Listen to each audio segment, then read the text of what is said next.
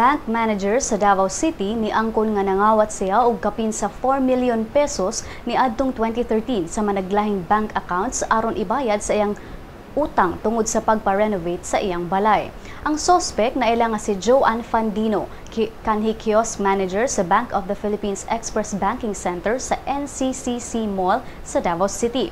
Ang illegal nga pagpang-withdraw ni Fandino nasakpan ni adtong Abril 3 tuig 2013. Human siya mikuha og 2.5 million pesos gikan sa upat ka mga bank accounts ni Mariam Mangudadato.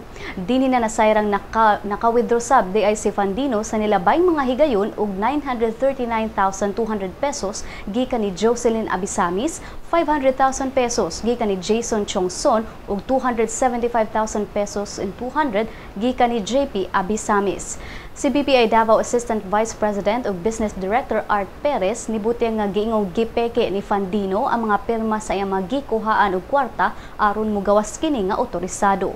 Ang suspect kinsa mi-resign na sa iyang katungdanan nibutyag nga andam siyang moatubang sa mga sangputanan sa iyang mga gibuhat.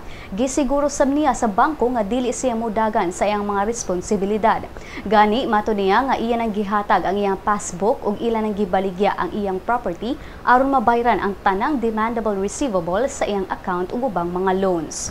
Ang kaso ni Fandino anaa sa Regional Trial Court Branch 17 apan si Attorney Evelyn Morales wala pa mo issue og warrant of arrest batok sa suspect.